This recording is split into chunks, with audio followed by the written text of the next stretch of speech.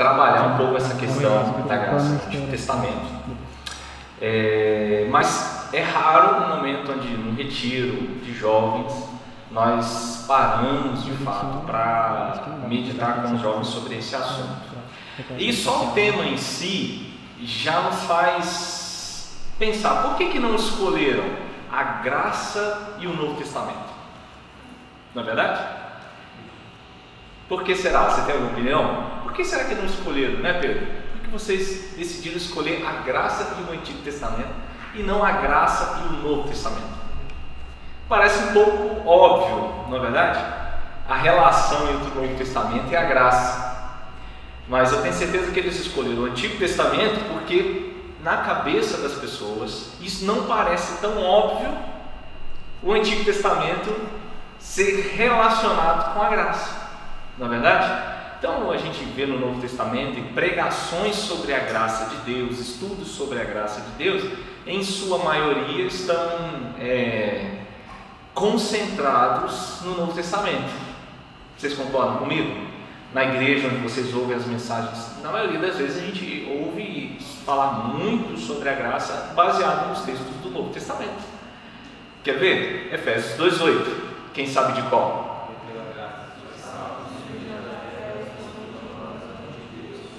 Não de obras, para que ninguém se glorie.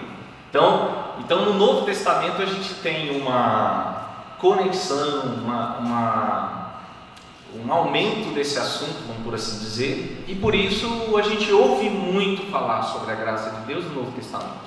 Então esse texto, por exemplo, que nós acabamos de citar, de Paulo, é um texto central na teologia da salvação, no ensino bíblico sobre soteriologia. Então soteriologia é o que? O estudo da salvação, e a gente entende que a salvação é pela graça de Deus, e Paulo fala isso de forma explícita.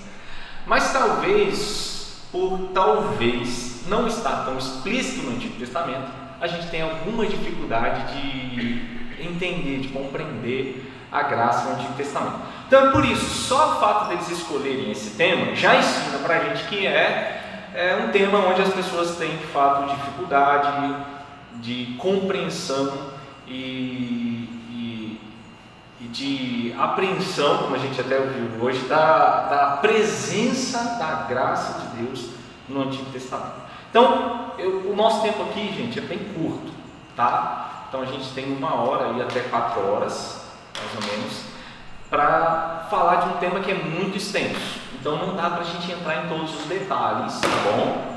Mas eu quero tentar terminar e deixar ainda uns minutinhos para a gente fazer perguntas no final. Então, se você tiver dúvida durante a exposição, dá uma segurada e a gente tenta conversar um pouquinho no final. Pode ser assim? Tá? Então, vou correr aqui com a exposição, com a explicação e gastar um tempo nisso, né? E depois vou deixar alguns minutinhos para a gente no final conversar sobre esse assunto, se alguém tiver alguma pergunta, tá bom? Quando eu acabar aqui, eu estou indo pregar na cidade de Palmeiras de Goiás. Então, mas mesmo assim, dá alguns minutinhos se você quiser conversar depois, uns 5, no máximo 10 minutinhos, a gente consegue conversar com vocês aí, se precisar, tá bom? Se o assunto render, né? Porque pode ser que você fique com dúvidas aí. Muito bem. Basicamente, a gente começa com as definições. Graça, todo mundo sabe que é o quê? Favor merecido. Então, de fato, a gente tem essa definição, que é uma definição boa, bíblica, é a benevolência, é o favor de Deus, a inclinação do maior e do mais forte para o menor e o mais fraco. É um favor recebido, e esse favor ele é sempre imerecido, não é um favor que mereço de Deus, certo? E aí eu quero citar aqui rapidinho para vocês. Ele diz o seguinte, que a graça é dada espontaneamente por Deus. A graça é dada por Deus de forma espontânea. Ele não está obrigado a dá-la. Deus não tem obrigação de nos dar graça, nem está sob exigência a fazer isso. Romanos capítulo 9, obrigado. Romanos capítulo 9 nos ensina isso. Ele fala exatamente essa ideia: terei misericórdia de quem eu quiser ter misericórdia, né? Serei gracioso com quem eu quiser ser gracioso. O que Paulo está querendo dizer lá no contexto é exatamente isso. Deus não é obrigado a oferecer a sua graça, porque ninguém merece, é um favor imerecido. Então Sproul vai dizer que graça é sempre uma prerrogativa de Deus, ela pertence a Deus, nunca é uma exigência nossa para Deus. Deus não está obrigado a dar a graça a nenhuma criatura. A definição clássica de graça é favor imerecido. Quando Deus age de maneira favorável para conosco, quando por nosso mérito não temos nenhum direito a isso. Então essa atitude de Deus é sempre graça.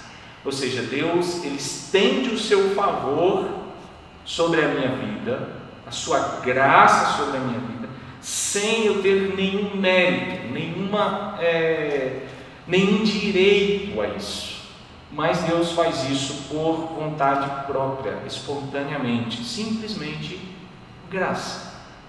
Deu para pegar? Então graça é favor imerecido, nós não podemos cobrar isso de Deus. Então essa é a primeira definição. Agora, a segunda definição, que é mais clara aí, talvez para você, Antigo Testamento.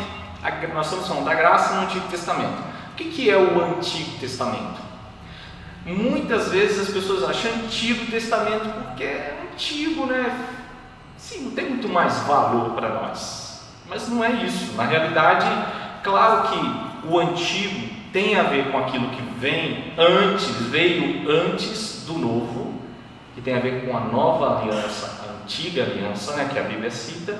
E esse termo Antigo Testamento é citado por Paulo, por exemplo, no capítulo 3, né, lá da carta aos 1 Coríntios 3,14, ele cita a expressão antiga aliança, em grego, palaios diateque. E no Antigo Testamento nós temos Jeremias falando da nova aliança que seria feita com o povo de Deus. Então nós temos essas duas expressões, tanto no Antigo Testamento falando da nova aliança, como no Novo Testamento falando da antiga aliança, tá? E tem um autor chamado Sérgio que ele diz o seguinte, que tendo se realizado em Cristo Jesus a nova aliança, a expressão Antigo Testamento, que é a mesma coisa que a antiga aliança, passou a designar os tempos anteriores a Cristo. As duas expressões, então, com o passar do tempo na história da igreja, elas foram estendidas à Bíblia. Então a Bíblia foi sendo conhecida como Antiga Aliança e Nova Aliança. Mas pastor, por que é testamento? Porque a palavra latina para aliança traduzida é testamento, né? Então a Vulgata Latina, por exemplo, quando traduziu a Bíblia, o Jerônimo traduziu, ele usou o termo, por exemplo, testamento para aliança. Mas nada mais é do que antiga aliança e nova aliança, essa expressão Antigo Testamento e Novo Testamento, certo? E, por exemplo, a palavra usada no Antigo Testamento para aliança é berit, né, que é um laço, é um acordo, né? E sempre esse acordo é de um suzerano, de um maior, de um mais forte, pelo servo, um acordo com o servo, o seu suzerano com o seu servo, tá bom? Então essa palavra é bem comum no Antigo Testamento, a palavra aliança aparece várias vezes, e no Novo Testamento ela aparece como diateque, tá? Que também significa a mesma coisa. Então o Antigo Testamento, de certa forma, se refere a esses tempos antigos, onde a plenitude dos tempos na história ainda não havia chegado, certo? Então, quando Cristo vem, Ele vem na plenitude dos tempos, Ele vem cumprindo promessas feitas antes, Ele vem cumprindo a aliança que foi feita antes. Por isso que o Antigo Testamento passou a ser chamado Antigo Testamento. Portanto, não é errado chamar Antigo Testamento de Antigo Testamento, se nós entendemos dessa forma. É errado se a gente chamar de Antigo Testamento ou Velho Testamento, se a gente entende como algo ultrapassado, que não tem mais serventia para a igreja, né? Então esse é um problema que a gente pode enfrentar, tá bom? Então o Antigo Testamento também é chamado de Bíblia Hebraica, porque ele foi escrito em hebraico, né? E é chamado de Taná. Taná se refere a essas divisões da Bíblia Hebraica. A Bíblia Hebraica é dividida em três partes. Ok? Quais são as três partes, pastor? Torá, que é a lei, Neviim, que são os profetas, e Ketuvim, que são os escritos. Então o Antigo Testamento ele é conhecido historicamente, tradicionalmente, como com essa tripartição do Antigo Testamento. Inclusive, já no Novo Testamento, os escritores do Novo Testamento, o próprio Jesus, ele já cita o Antigo Testamento com essas 3 partes, né? Vamos ver, por exemplo, abra lá por favor em Lucas, se você tem a Bíblia aí no seu celular e tal. Então liga lá a Bíblia, né, em Lucas, mas eu acho que, deixa eu ver se eu coloquei o versículo ali. Se eu coloquei vai facilitar. Sim, coloquei. Então o versículo está ali, olha.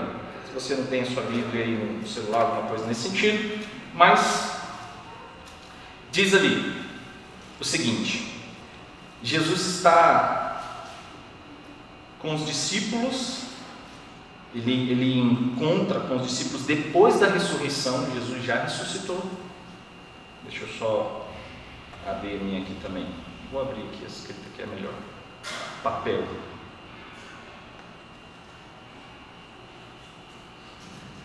Quem pode ler, por favor, o verso 44, Lucas 24, 44. Se quiser ler aqui, pode ler também na frente, na tela.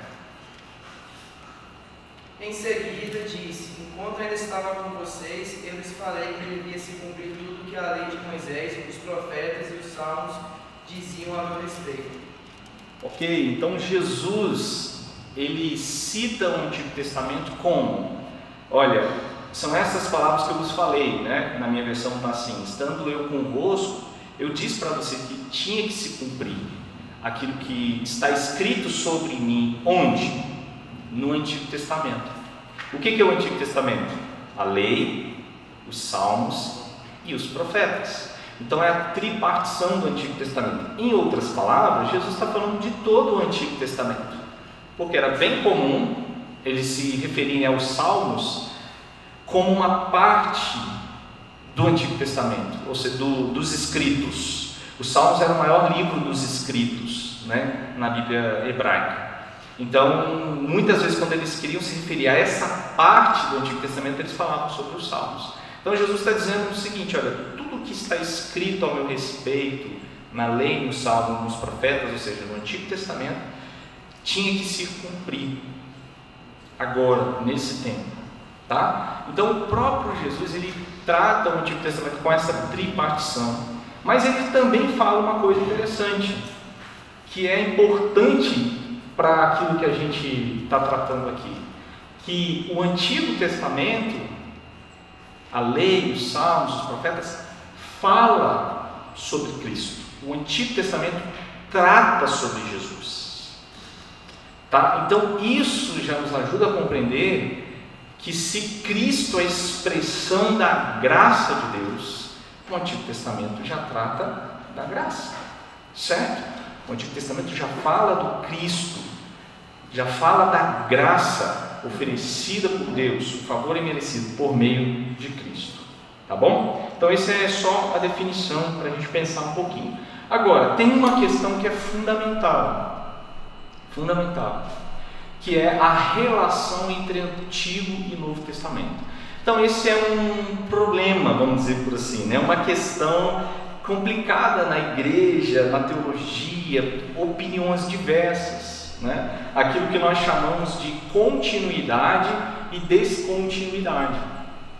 Não tem como a gente entrar nesse tema aqui, né? Porque é muito abrangente, são muitas variáveis. Nós vamos entrar um pouquinho, tá, Josias? Tem aula de teologia bíblica do Antigo Testamento, viu? Mas basicamente a tensão está: o que continua, o que não continua, certo? Qual é o valor do Antigo Testamento para a igreja hoje, para mim e para você? Então, existe até um livro traduzido em português já pela Hagios, que é Continuidade e Descontinuidade, o nome do livro, que trata dessa questão. São questões bem complexas, para você ver, um livro grande, escrito por várias pessoas, cada um dando a sua opinião sobre continuidade e descontinuidade no Antigo e no Novo Testamento. Mas o que é fundamental para a gente, importante aqui? Qual é a relação entre Antigo e Novo Testamento?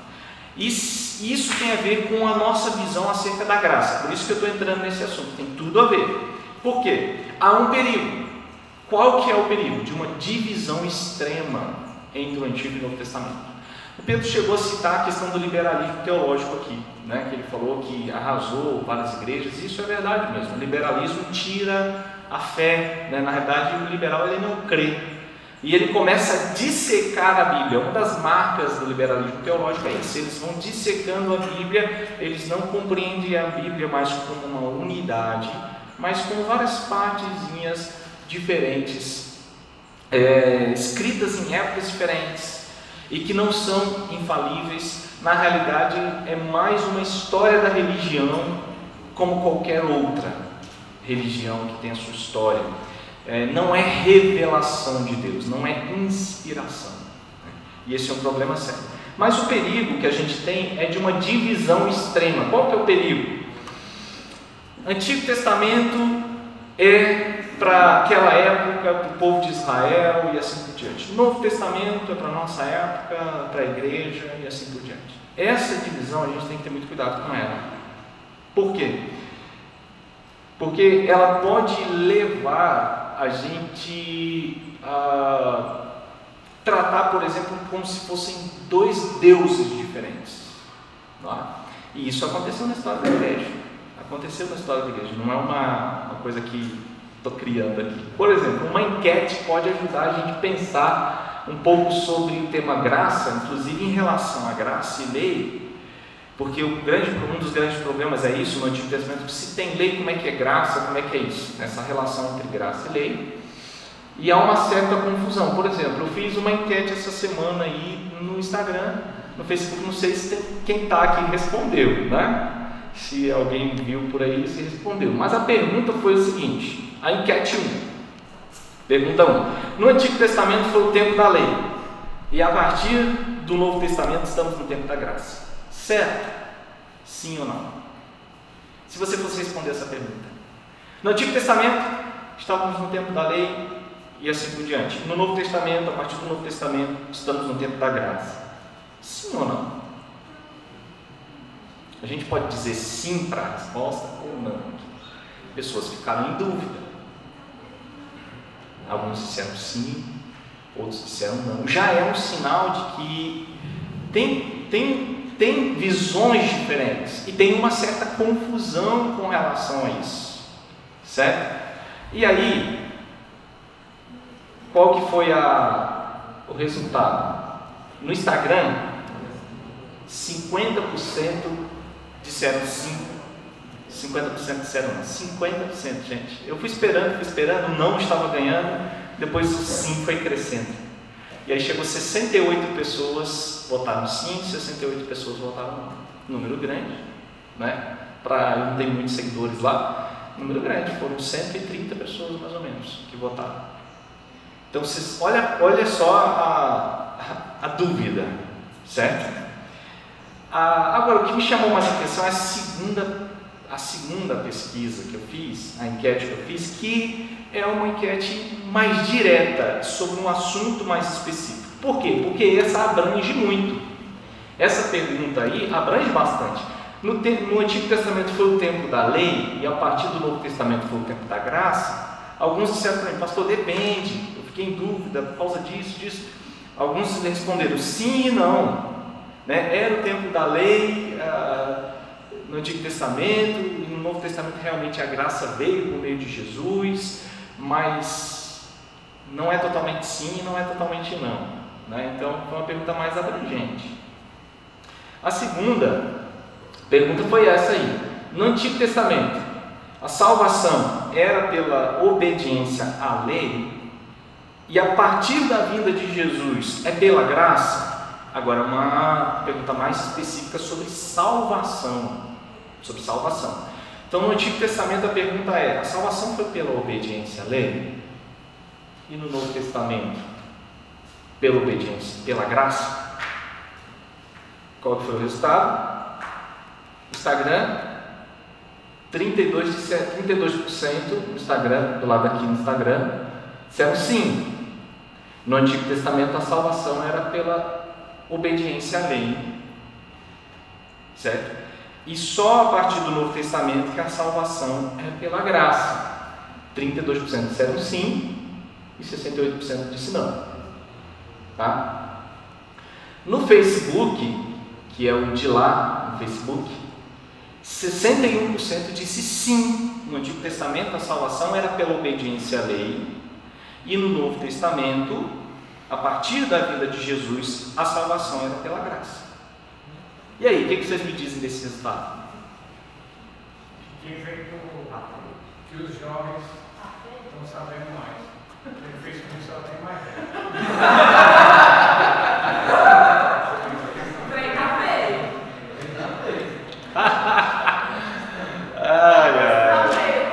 Isso é verdade. Isso é verdade. No Facebook tem os mais velhos. E isso é um ponto importante, Pedro, porque eu observei isso, mas teve jovem também que respondeu no Facebook. E também porque no Instagram eu tenho muito aluno aqui me seguindo. Eles botaram não, né? Se botasse sim. Mas eles colocaram não.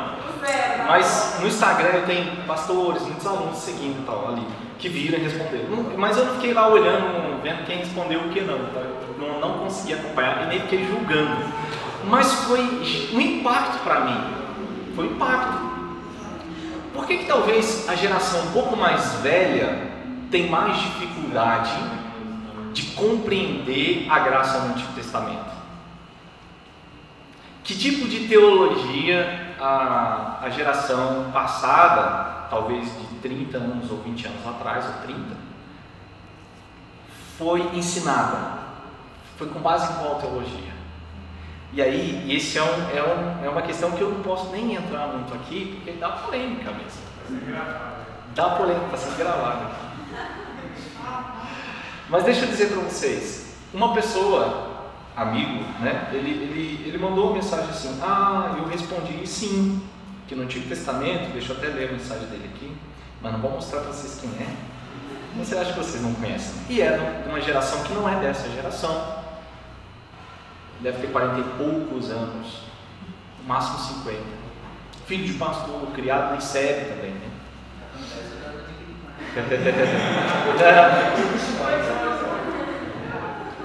Aí ele disse assim: eu respondi sim porque eu fui pela teoria da dispensação da lei e da dispensação da graça. Então, pela teoria da dispensação da lei e da dispensação da graça, então o Antigo Testamento ele concluiu, né? É uma conclusão dele. E a gente é salvo pela lei, né? A salvação era pela lei e no Novo Testamento era pela graça.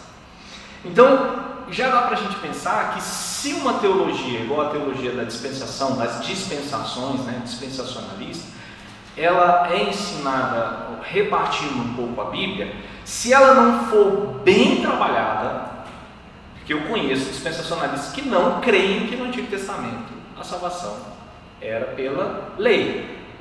Então eu quero ser justo aqui, porque eu conheço amigos meus dispensacionalistas que pensam assim, eu respeito. Mas se ela não for bem trabalhada, ensinada, a conclusão óbvia é isso, que no tempo da lei a salvação era pela lei, na dispensação da graça a salvação é pela graça. E ouvindo um amigo que é criado na igreja, né, muitos anos, já tem sua meia idade e pensa assim, mas não é assim. A salvação nunca foi por meio da obediência à lei, não é? Porque se a gente for pensar dessa forma, nós vamos ter um problema sério de ou ninguém foi salvo no Antigo Testamento, não é? Porque quem que obedeceu a lei plenamente no Antigo Testamento, não é? Ou nós vamos ter um outro problema sério também, que há dois tipos de salvação, dois caminhos, pela obediência à lei ou por Cristo, certo? Então Cristo é mais uma forma de você ser salvo. Se você não quiser crer em Cristo e tentar alcançar a sua salvação pela obediência à lei, então é possível se você conseguir, que a gente sabe que é impossível. A salvação é uma só, e sempre foi pela graça de Deus, porque todos pecaram e carecem da glória de Deus, todos estão nesse caminho debaixo do pecado e precisam de um favor que não merecem, todos, desde que Adão caiu, todos precisam ser restaurados pela graça de Deus. Favor de Deus merecido diante de nós. Agora, deixa eu passar aqui porque o tempo já está voando aqui, gente. Há diferenças. A gente até pode conviver com algumas diferenças, quase caiu, com algumas diferenças de pensamento. A gente convive com algumas diferenças de pensamento, desde que não chegue à heresia, né? Mas a gente dá para conviver com algumas diferenças de pensamento. Alguns pensam um pouquinho diferente de outros. E com essas diferenças de pensamento, o problema são os extremos. Deixa eu mostrar para vocês aqui. O extremo dualista dessa divisão entre Antigo e Novo Testamento, lei e graça, Yahvé no Antigo Testamento, Jesus no Novo Testamento. E essa divisão chega a essa conclusão: Deus é o Deus do Antigo Testamento, Jesus é o Deus do Novo Testamento. O Antigo Testamento é um testamento que fala sobre a justiça, o juízo, a ira de Deus, e o Novo Testamento é que trata do amor de Deus. Não é assim? Muitos pensam assim. Antigo Testamento a salvação era pela lei, Novo Testamento a salvação pela graça. Então essa divisão é extremamente nociva ao entendimento bíblico e herética até. Nós temos na história da igreja um exemplo de Marcião, que foi lá no início da igreja, no século II, que com o pensamento dualista de separação extrema, ele chegou ao ponto de dizer o seguinte: a matéria é má, o espírito é bom. Ali Marcião ou Marcion, dependendo da tradução aí, tá? A matéria é má, o espírito é bom. E aí ele dizia o seguinte: se a matéria é má, o Deus que criou a matéria é mau, certo? Quem criou a matéria? Foi o Deus Jeová no Antigo Testamento. Então Marcion ensinava que Deus no Antigo Testamento era um Deus mau, porque ele foi responsável por criar a matéria que é má. E Jesus no Novo Testamento é amor.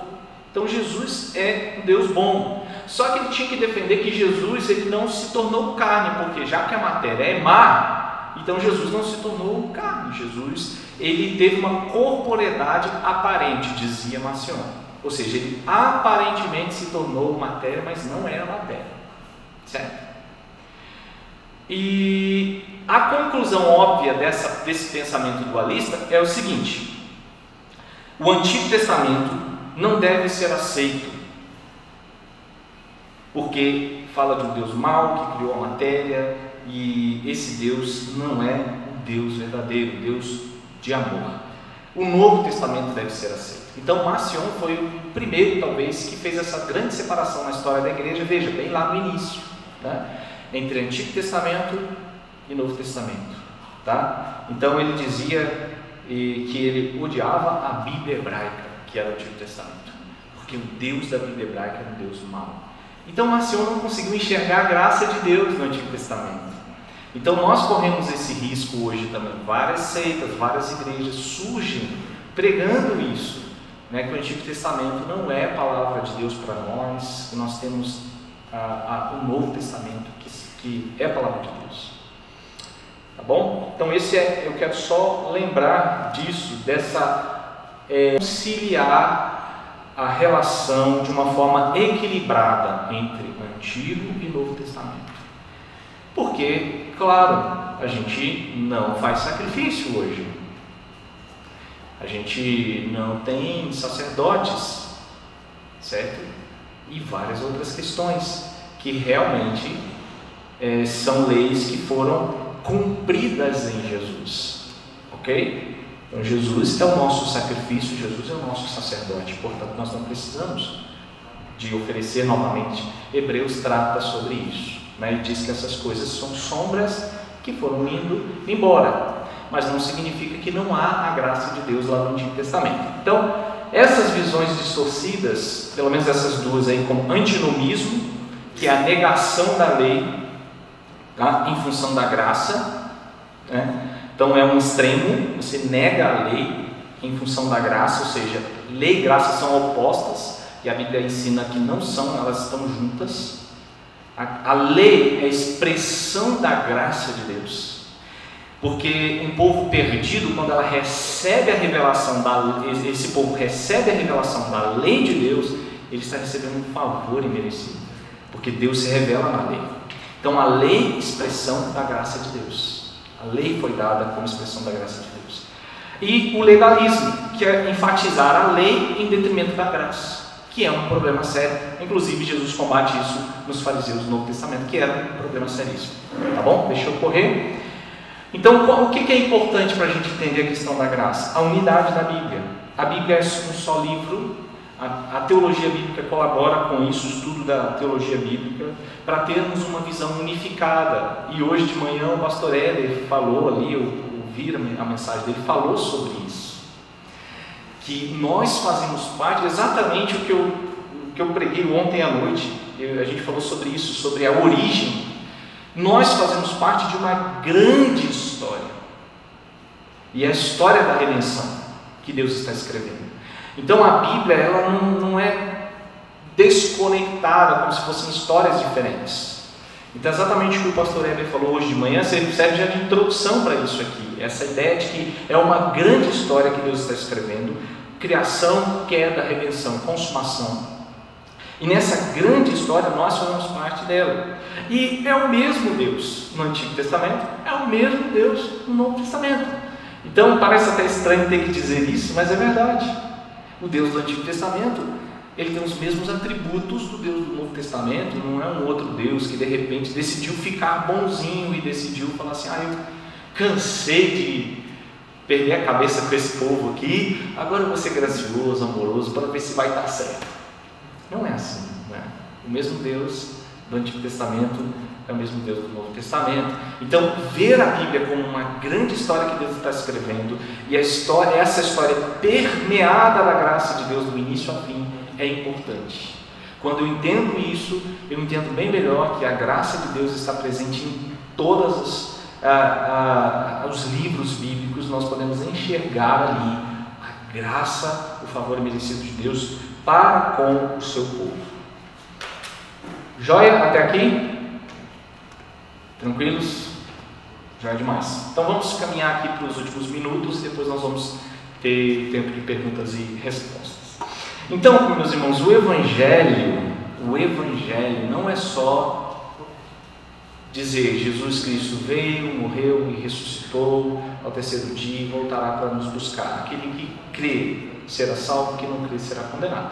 Isso é uma boa parte do Evangelho, da boa notícia, mas o Evangelho é toda a história da redenção. Existe um Deus Criador que criou todas as coisas.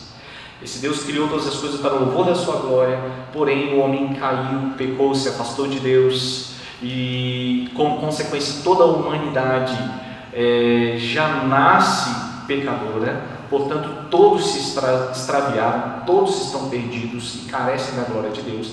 Mas por sua imensa graça, Deus fez uma aliança com o seu povo, e por meio dessa aliança Deus fez promessas a esse povo, e essas promessas se cumprem na pessoa de Jesus Cristo, que veio ao mundo para salvar os pecadores, para pagar o preço dos nossos pecados e para reunir de todas as nações o seu povo eleito, e que um dia esse Cristo que veio de fato voltará e restaurará todas as coisas. O Evangelho é toda a história da salvação, não é só uma parte, não é só a morte de Jesus na cruz e a ressurreição, que claro é um fato central do Evangelho, sim, não podemos diminuir isso, mas o Evangelho é muito mais, é toda a história da salvação. Bom, agora mais diretamente no Antigo Testamento tem algumas palavras. A palavra Hanan, por exemplo, significa ser gracioso, tá? A Septuaginta, que é a tradução grega, traduz essa palavra como demonstrar misericórdia.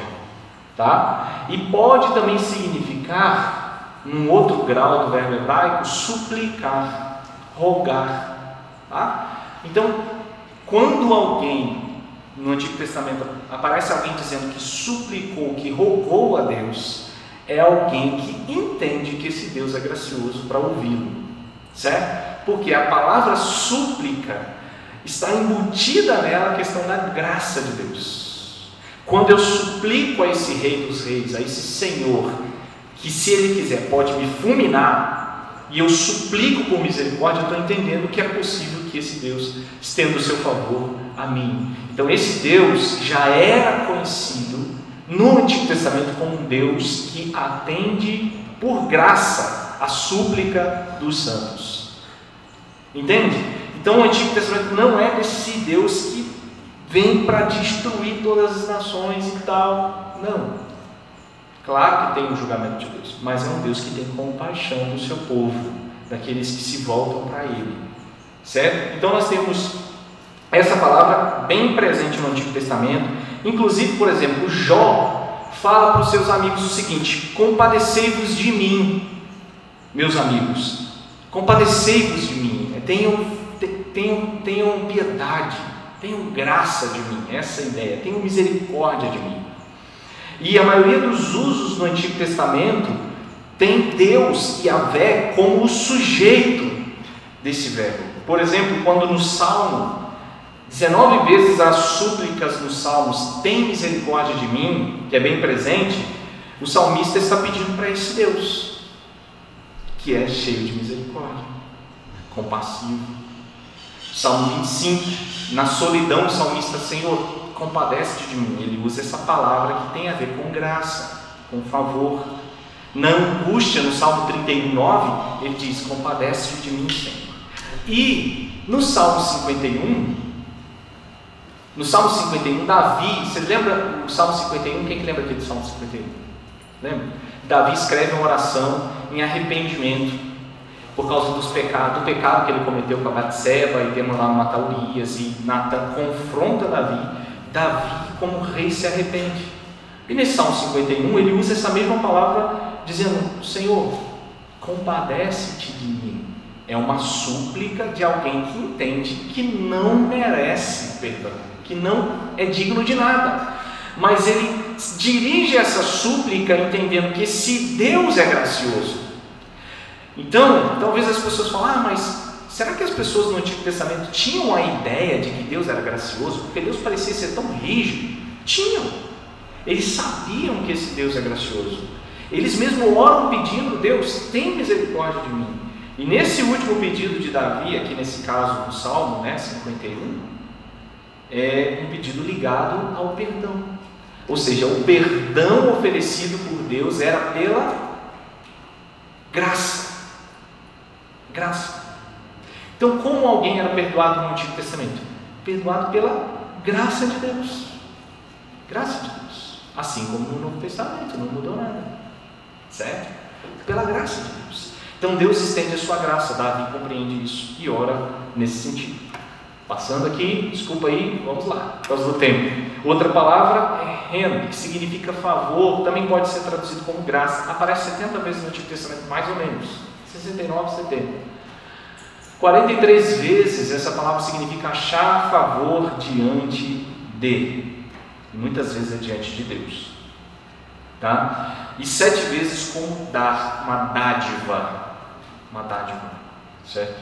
Por exemplo, Moisés e Noé e Moisés acharam, diz o texto bíblico lá, quem pode ler por favor Gênesis 6, 8, se alguém puder ler aí, Gênesis 6, 8. Porém Noé achou graça diante do Senhor. Está vendo? Porém Noé achou graça, favor diante de Deus.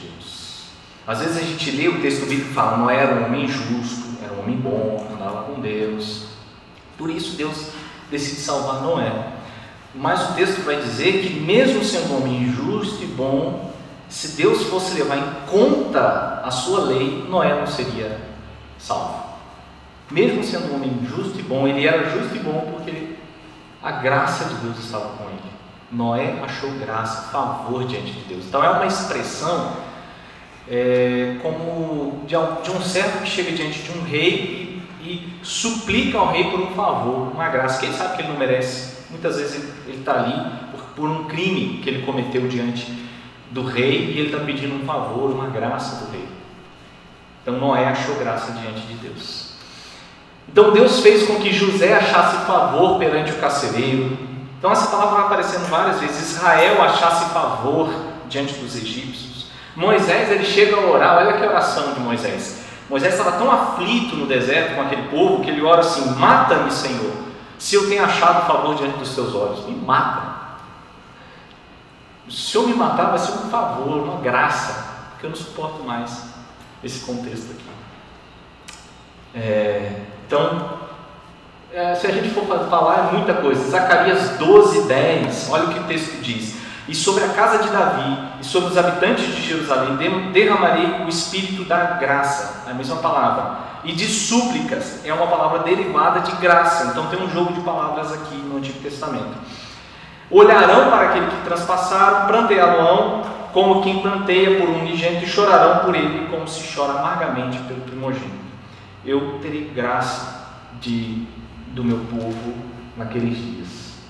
E por último, talvez a palavra mais importante é essa aqui no Antigo Testamento: Hesed. Hesed é uma palavra que significa bondade, bondade amorosa, misericórdia, traduzida muitas vezes por misericórdia. E Hesed é a misericórdia de Deus, a graça de Deus para o seu povo eleito, de uma forma bem específica. Então Deus trata de forma diferente, como Ele olha aqueles que não são seus, como Ele olha aqueles que são seus, no sentido de que Ele oferece Hesed, graça, um favor imerecido para esse povo. Só que Hesed, essa palavra, está muito ligada à questão da aliança. Todas as vezes que essa palavra aparece, tem alguns escritores que já defendem isso há muito tempo, né, que a palavra, essa graça, misericórdia, que Hesed, ela tem a ver com as promessas da aliança. Ou seja, Deus fez uma aliança com você, não porque você merecia, mas Ele fez porque Ele foi gracioso com você, e por ser gracioso com você, Ele fez essa aliança e fez promessas a você e à sua descendência. E isso se chama Hesed, a lealdade que Deus tem às suas promessas da aliança. Então todas as vezes no Antigo Testamento tem muito a ver com a aliança. E no Salmo 36 diz que essa Hesed, essa misericórdia de Deus, dura para sempre. O Salmo 136 é um refrão que repete. Vocês lembram desse salmo? Um salmo que toda hora repete: porque a tua misericórdia dura para sempre. Tirou o povo de Israel do Egito, porque a tua misericórdia dura para sempre. Conduziu-os pelo deserto, nuvem de dia, coluna de fogo à noite, porque a tua misericórdia dura para sempre. Deu-lhes o maná diariamente, porque a tua misericórdia dura para sempre. Então essa expressão, porque a tua misericórdia dura para sempre, é essa palavra, Hesed. É a misericórdia por meio da aliança. Deus demonstra a sua misericórdia quando Ele fez uma aliança com pecadores que não mereciam. E Ele mantém essa aliança do início ao fim pela misericórdia dEle, e não pelos nossos méritos, porque nós quebramos a aliança, nós pecamos com Deus. Então a visão da aliança na Bíblia, do início ao fim, tem a ver com a graça de Deus que se manifesta desde quando Ele fez as suas promessas, lá no início, tá bom? No Decálogo, por exemplo, faço misericórdia até 1000 gerações. Nos 10 mandamentos Ele fala isso, por causa da sua misericórdia. Deixa eu passar. Então essa palavra aí, unida à aliança, ela aparece pelo menos 7 vezes em vários contextos aí. Por exemplo, talvez um texto importante, eu queria ler com vocês esse texto, Deuteronômio capítulo 7, Deuteronômio 7, 9.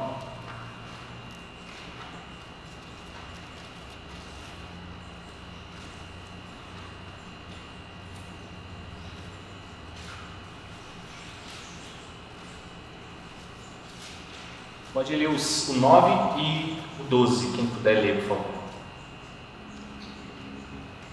Saberás, pois, que o Senhor teu Deus é Deus, o Deus fiel, que guarda a aliança e a misericórdia até 1000 gerações aos que o amam e cumprem os teus mandamentos. 12. Será, pois, que, se ouvindo estes juízos os guardastes e cumprires, o Senhor teu Deus te guardará a aliança e a misericórdia prometida sob o juramento aos teus pais. Isso, então a aliança e misericórdia, Hesed, andam juntas. E a misericórdia, ela é manifesta. Como Deus manifesta a sua graça? Por meio de uma aliança. E quem é o representante dessa aliança? Adão, Noé, Abraão, Davi, Israel. Esses que eu citei aqui, homens que foram escolhidos por Deus, e Deus fez promessas da aliança para todos eles, renovando a aliança, todos eles. Só que todos eles são pecadores, não são? Concordam comigo? Tá? Adão pecou, Noé também pecou, inclusive depois que Noé sai da arca, ele se embriaga, tem aquela história toda com as filhas e tal, né? Para mostrar isso, a graça de Deus ali, continuando por meio de Sem, que é o descendente de Noé, que Deus prometeu por meio dele, continuaria essa descendência. Abraão, certo? Depois vem o próprio povo de Israel. O povo de Israel guardou a aliança? Sim ou não? Não guardou a aliança. O povo de Israel quebrou a aliança. Os profetas falam várias vezes, né? E Jesus, vem Jesus, não sai. Faltou alguém? E Jesus não quebrou a aliança. Então Jesus é o representante dessa aliança que não quebra a aliança, ele guarda a aliança. E em Cristo a aliança é renovada. Por isso que ele faz uma nova aliança em Cristo, no sentido de essa aliança que foi feita lá atrás, em Adão, Noé e seguindo por diante, ela foi renovada em Cristo e confirmada nele, porque ele cumpriu a aliança, ele guardou a palavra de Deus, ele cumpriu, certo? Então nele nós recebemos desse perdão, dessa graça também, de forma abundante, renovada. Então Cristo veio para substituir os que para trás não conseguiram viver a aliança. E olha que legal, ele, como Deus, né, Deus cumpre a sua parte na aliança, e os homens não cumpriram a sua parte da aliança, né? Foi necessário que Deus se fizesse carne para o próprio Deus cumprir a aliança como homem. Então Deus cumpre as suas promessas como Deus, o Deus eterno, e Deus cumpre quando se encarna em Cristo, e Ele cumpre a parte humana, obedecendo 100% aos mandamentos de Deus, sem pecar. Deus faz tudo, irmãos. Deus, Ele faz as promessas e Ele cumpre as promessas na pessoa de Jesus Cristo, quando Ele se encarna, vem e vive, guarda a aliança, e ainda morre pagando o preço pelos pecados daqueles que não cumpriram. Deus faz tudo, é graça, tudo é graça, favor merecido. Bom, vamos lá. A ideia principal é a de que Deus manifesta o seu amor ativamente na forma de uma relação de pacto. Então Deus manifesta o seu amor, a sua graça também na forma da aliança. E aí envolve o perdão, né? Vou passar por causa do tempo. E o texto de Êxodo 34 vem depois da apostasia. Olha o texto de Êxodo que interessante. Vem depois da apostasia, olha como Deus fala. Deus fala, mesmo o povo de Israel que se apostatou, fez um bezerro de ouro enquanto Moisés estava lá no monte. Depois o texto de Êxodo vai dizer que Deus é esse Deus compassivo, clemente e longânimo, porque perdoa o seu povo. Então a graça está presente. Para encerrar, quero citar Agostinho, que diz o seguinte: ele observou que a lei foi concedida por Deus para que busquemos a graça. Entendemos que nós somos merecedores, a lei mostra que nós somos pecadores, e a graça nos é oferecida para que possamos cumprir a lei. Quando eu sou parecido com Jesus, eu começo a viver a vontade de Deus. Lloyd Jones diz o seguinte: se a graça que você recebeu não ajuda a guardar a lei, então você não recebeu graça. Porque um grande problema que nós temos hoje é uma ênfase na graça. Nós estamos na graça, na graça, na graça, na graça, no tempo da graça, e não há uma disposição para obedecer a Deus. Que graça é essa? Uma graça que não tem graça, que você não levou você a viver diante de Deus. A graça que te transforma, que salva, é a mesma graça que te santifica e que te mantém em pé na presença de Deus. Tá bom? Vou parar aqui por causa do tempo, nós já chegamos ao tempo. Tem alguma pergunta, alguma coisa que vocês querem falar? Comentar? Pode ser comentar também, pastor, acrescentar isso aqui e tal. Pastor, como a gente sana esse desafio, né, que a gente tem como cristão evangélico, não falta de unidade na leitura do texto, né? Você vai ver que na igreja eles têm uma hermenêutica diametral, assim, né? Então, às vezes, um pregador de domingo é muito especialista, outro vai pregar uma linha assim, totalmente franca e tal. Como a gente supera esse desafio, né? Como a gente soluciona ele. Isso é um problema que a gente tem que procurar fazer isso começando no seminário, sabe? Na formação dos pastores. Estão rindo pensar, né? Realmente, porque nós temos muito isso. Eu não tinha essa visão da Bíblia, entendeu? Eu era um que dizia, nós estamos no tempo da graça e a lei, mas falta de conhecimento, né? Faltava uma conexão, né? Então eu acho que a gente tem que formar pastores que tenham uma hermenêutica nesse sentido, que vê a unidade da Bíblia, e ensinar a Bíblia de forma expositiva na igreja, né? Livros de forma expositiva, estudos bíblicos que na escola dominical que tratam dessa questão, né? Mas muito importante é a questão da formação mesmo dos nossos obreiros, dos nossos pastores, nessa questão. A gente sabe que na ICEB, a gente for falar da ICEB, não tem diferenças mesmo de pensamento, de uma hermenêutica mais continuista, de uma hermenêutica mais descontinuista. É o que eu falei, a gente consegue conviver a certo ponto com isso, desde que isso não seja exagerado, nem para um lado nem para o outro, porque pode cair numa heresia que é o que a gente falou, né? De uma questão de dois tipos de salvação, dois tipos de Deus e não ter essa unidade. Então a gente precisa trabalhar muito isso para a gente resolver essa questão, mas principalmente na formação dos nossos pastores, de um púlpito forte, uma pregação forte, concentrada nessa unidade da Bíblia, né? A segunda pergunta que você fez, pode repetir a segunda pergunta? A segunda pergunta da enquete? Deixa eu ver, tá aí. No Antigo Testamento, a salvação era pela obediência à lei. Eu nem falei que era pela lei, é pela obediência à lei, e a partir da vinda de Jesus é pela graça?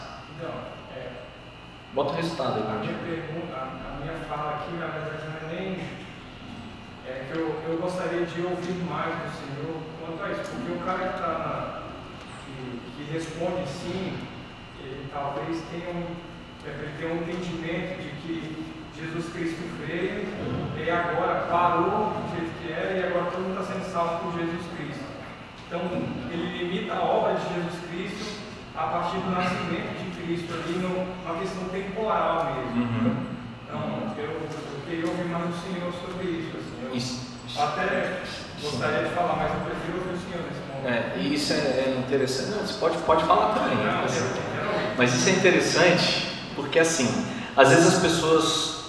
Tem gente que tem dificuldade de entender isso. Coisas básicas, são coisas básicas da encarnação de Cristo. Tem gente que acha que Cristo passou a viver a partir da encarnação. Ele começou a existir ali, certo? E a gente sabe que não é isso, mas por essa confusão temporal, por causa do tempo, as pessoas pensam, não, Cristo, só aqui que ele entrou em atividade. Então, a partir dessa vinda de Jesus, é graça. Então, nós somos alcançados por ela.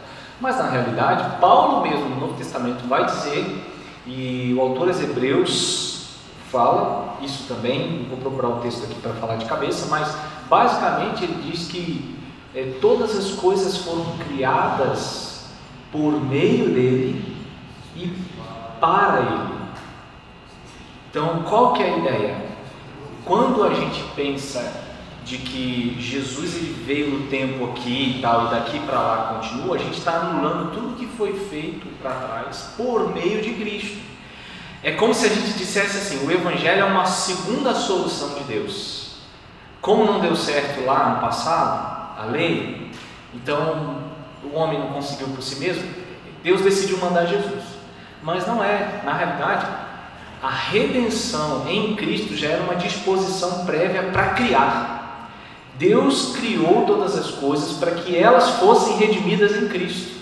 Já era um planejamento prévio de Deus.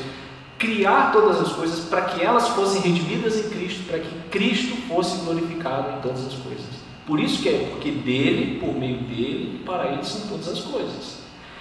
Então, quando Deus cria o mundo, já tem a ver com o Evangelho. Quando Deus cria o mundo por meio de Cristo, que é o Logos, a palavra de Deus, que depois se encarnaria na história, ele já está fazendo todas as coisas por meio dele e para serem redimidas em Jesus e Jesus ser glorificado. Então o Evangelho não é uma segunda opção. O Evangelho é a disposição prévia de Deus. Quando Deus decide criar, Ele já planejou o Evangelho. Ele já planejou redimir todas as coisas em Cristo. Então, desde a eternidade, né, Deus já planejou isso. E Cristo, claro, vem na história para cumprir na plenitude dos tempos, historicamente falando, isso. Mas já é uma disposição prévia de Deus, desde a eternidade. Bom, não sei se eu falei. Claro, aí no Antigo Testamento, pastor, como é que as pessoas eram salvas? Então, essa é uma pergunta. Porque se eles faziam ali, e Hebreus vai dizer que o sangue de bodes e carneiros não pode purificar o pecado, não é isso que diz Hebreus? E é verdade, não pode mesmo. Mas por que então que eles faziam sacrifícios e como é que eles eram perdoados? Porque quando eles faziam sacrifícios pela fé, segundo o que o Antigo Testamento mesmo diz, que Abraão foi justificado pela fé, eles faziam o sacrifício pela fé na revelação que eles tinham naquele momento, na fé no Deus Redentor, que se revelou a eles, e que mostrou os meios de redenção, que é sacrifício, derramamento de sangue, sacerdócio, para chegar diante de Deus. Quando eles criam nisso, eles estavam colocando a fé no Deus que revelou isso, certo? No Deus Redentor, no grande eu sou, que se revelou lá a Moisés, por exemplo, né? E disse, ó, eu sou. E por meio dessa fé eles eram salvos, porque essa fé era a fé nesse Redentor. E Jesus não é o Redentor? Jesus, quando vem no Novo Testamento, ele vai dizer ali, eu sou, né? Ele vai dizer, antes que Abraão existisse, eu sou. Ele está se dizendo, eu sou o Deus que se revelou a Moisés, eu sou Yahvé, eu sou o Deus Redentor que agora fiz carne. Então, até assim, de certa forma, o povo de Israel lá estava colocando a sua fé em Cristo, no Deus Redentor que se revelou daquela forma a eles. E por meio dos sacrifícios, eles compreendiam que precisavam do perdão de Deus com derramamento de sangue e por meio dos sacerdotes. Agora, Deus levava em consideração o quê? O sacrifício dos animais? Não. Deus levava em consideração, base para a justificação, é a obra de Cristo na cruz do Calvário, que Apocalipse diz que o Cordeiro foi morto antes da fundação do mundo. Então, percebe? Que antes da fundação do mundo, Deus já tinha provido a redenção em Cristo. A morte de Cristo era tão certa, não poderia ser impedida de qualquer forma. A redenção em Cristo ia acontecer porque foi planejado e já aconteceu antes da fundação do mundo. Porque foi conhecida por Deus antes da fundação do mundo. Lembra do conhecer que a gente viu hoje de manhã? É um plano tão poderoso, uma ação tão poderosa que supera a vontade do próprio Cristo. Supera. Cristo humano se submete a isso. Ele diz, seja feita a tua vontade, Pai, como homem, né? Ali, naquele momento. Então, veja bem, antes de criar, Deus já proveu a redenção. Por isso que o Evangelho é a disposição prévia de Deus, e não uma solução segunda, terceira, porque a lei não deu certo, então nós vamos salvar pelo Evangelho. Não, o Evangelho já é uma disposição prévia de Deus, né? Então, agora, claro, o sangue dos animais não podem perdoar pecados, eu concordo plenamente. Hebreus derramado na cruz, porque para Deus esse sacrifício já tinha acontecido, né? Já estava certo. Só uma última coisinha. E o texto de 1 Pedro 3, e também no capítulo 4, que fala sobre Jesus ir pregar aos mortos, espíritos em prisão. Estou trazendo só temas assim. Bons, né? Bons. É meu amigo. Só quero tirar as coisas do Meu amigo é rapidinho, né? E como é que eu falo? 3, 18, 20, 4, 6. Cadê 3? Deixa eu olhar o texto, né?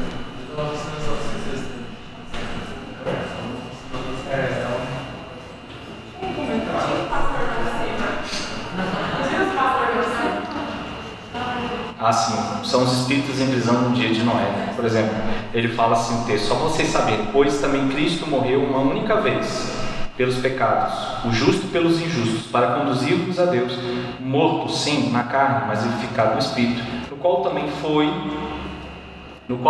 quê? No espírito, vivificado no espírito, no qual também foi e pregou aos espíritos em prisão, os quais muito tempo foram desobedientes quanto à longanimidade de Deus, aguardava nos dias de Noé, enquanto se preparava a arca, né? na qual poucos, a saber, 8 pessoas foram salvas através da água, assim por diante.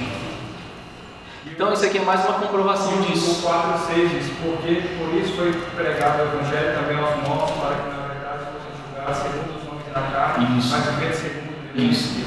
Então alguns pensam que Jesus, depois que ressuscitou aqui, ele foi lá no inferno pregar o Evangelho, sei lá, no Hades, pregar o Evangelho para a galera que estava lá, ou nos mortos. Mas na realidade, o que o texto de Pedro está dizendo é que quando, antes, assim também como ele foi vivificado em espírito ele estava lá em Noé, pregando o arrependimento para a salvação dos desobedientes na época de Noé. Então, Pedro está dizendo, Cristo não começou a pregar aqui, ele já pregava por meio de Noé lá. E aos mortos, ou seja, esses que hoje são mortos também ouviram o Evangelho lá atrás por meio de Cristo de alguma forma, tá? Então não que Cristo pregou agora depois, né? Então, ou seja, Cristo está em ação, desde o início, né? Cristo está agindo, Cristo está pregando, Cristo está presente. Então é uma visão muito minimalista quando a gente acha que em Cristo a gente concentra só aqui, né, na encarnação dele. Cristo é muito mais que isso, tanto que todas as coisas foram criadas por meio dele, né? Amém? Amém. Gente, obrigado. Queria orar então com vocês. Se alguém puder orar, acho que talvez o Pedro, né, orar por nós. Obrigado pela paciência aí, caminhar com a gente. Um dos alunos, Rafael. Pode ser.